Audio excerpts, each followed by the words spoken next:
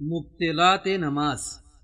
جس وقت ہم نماز پڑھنے کے ارادے سے تکبیرۃ الاحرام کہتے ہیں تو نماز کے شروع ہونے سے اس کے ختم ہونے تک کچھ کام ہمارے لیے حرام ہو جاتے ہیں اور ان کا انجام دینا نماز کو باطل کر دیتا ہے۔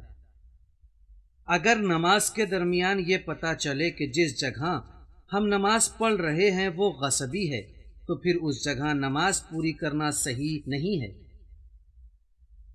اسی طرح اگر نماز کے دوران معلوم ہو کہ ابھی نماز کا وقت نہیں ہوا یا یہ کہ ہمارا وضو یا غسل باطل ہو جائے، مثلا نماز پڑھتے پڑھتے نیند آ جائے تو نماز باطل ہو جائے گی۔ اسی طرح اگر کوئی جان بوجھ کر اپنے چہرے کو قبلے سے اس طرح موڑ لے کہ کوئی نہ کہے کہ یہ قبلہ رخ ہے تو نماز باطل ہے۔ نماز کی ظاہری صورت کا ختم ہونا۔ اگر نماز کے درمیان ہم کوئی ایسا کام کریں کہ نماز کی ظاہری شکل ختم ہو جائے، مثلا اچھل کود، چاہے یہ جان بوجھ کر ہو یا بھولے سے، اس سے نماز باطل ہو جاتی ہے۔ لیکن ہاتھ یا آنکھ سے اس طرح اشارہ کرنا جس سے نماز کی شکل تبدیل نہیں ہوتی، اس میں کوئی حرج نہیں ہے۔ اور اگر نماز میں اتنی دیر چپ رہیں کہ لوگ نہ کہیں کہ نماز پڑھ رہا ہے تو اسے دوبارہ پڑھنا پڑے گا۔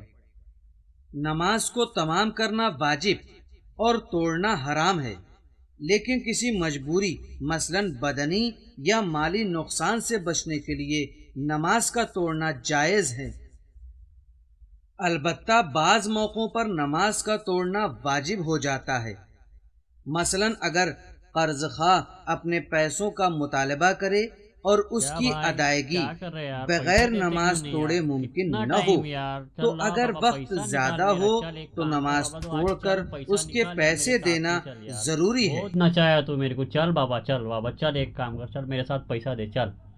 کھانا پینا نماز کو باطل کر دیتا ہے، حتیٰ اگر یہ کام اس طرح ہو کہ نماز کی ظاہری شکل تبدیل نہ ہوتی ہو۔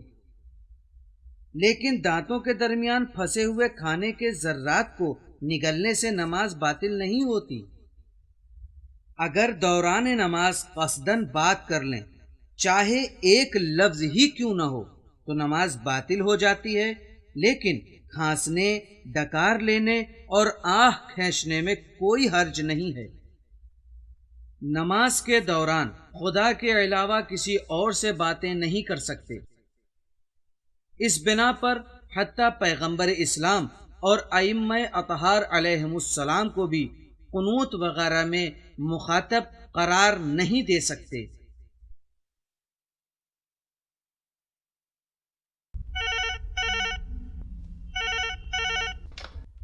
ہلو، السلام علیکم۔ وعلیکم السلام ورحمۃ اللہ۔ آقا میں نماز پڑھ رہا تھا، رکوع سے میں نے سر اٹھایا تو دیکھا کہ چولہے پر چڑھا ہوا دودھ ابلنے والا ہے۔ میں نے رکوع کے بعد والا ذکر زور سے پڑھا کہ میرا بھائی متوجہ ہو جائے اور گیس بند کر دے۔ کیا میری نماز صحیح ہوئی؟ جو صورت آپ نے بیان کی ہے اس میں کوئی حرج نہیں ہے، نماز آپ کی صحیح ہے۔ جی۔ میں واضح کر دوں کہ اگر نماز میں کوئی شخص ذکر کو ذکر کی نیت سے پڑھتا ہے اور قربتاً اللہ کے قصد ہی سے اس ذکر کو مکمل کرتا ہے تو اس سے کوئی فرق نہیں پڑتا ہے، لیکن اگر وہ صرف کسی کو متوجہ کرنے کے لیے ذکر پڑھتا ہے تو مشکل ہو جائے گی۔ لیکن اگر قربتاً اللہ اس نے ذکر پڑھا اور صرف آواز کو کچھ سمجھانے کے لیے یا کسی کو متوجہ کرنے کے لیے زور سے اس نے نکال دیا تو اس سے نماز میں کوئی اثر نہیں پڑتا ہے۔ جی آقا شکریہ، خدا حافظ، دعا۔ خدا حافظ، فی امان اللہ۔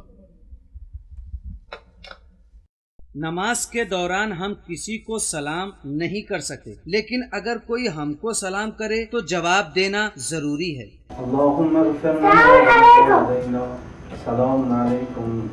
اور جواب میں پہلا لفظ سلام کا ہی ہونا چاہیے، یعنی سلام علیکم یا السلام علیکم۔ وعلیکم السلام کہنا صحیح نہیں ہے۔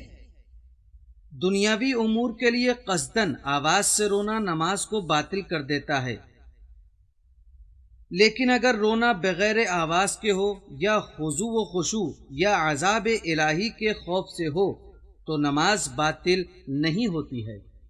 ارادے کے ساتھ آواز سے ہنسنا بھی نماز کو باطل کر دیتا ہے،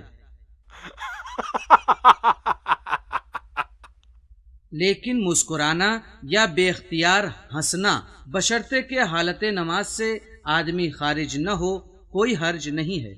اگر قیام میں ہاتھ پر ہاتھ رکھ لیا جائے یا سورہ حمد تمام کرنے کے بعد آمین کہیں تو نماز باطل ہو جائے گی، لیکن اگر یہ ہاتھ پر ہاتھ رکھنا تقیہ کی وجہ سے ہو یا بھولنے سے ہو یا مجبوراً ایسا کرے، مثلا ہاتھ کھجلانے کے لیے دوسرے ہاتھ پر ہاتھ رکھ دیا تو کوئی حرج نہیں ہے۔ تقیہ کا مطلب ہے جان، مال، ناموس یا امت اسلامی کے اتحاد کو خطرے سے بچانا۔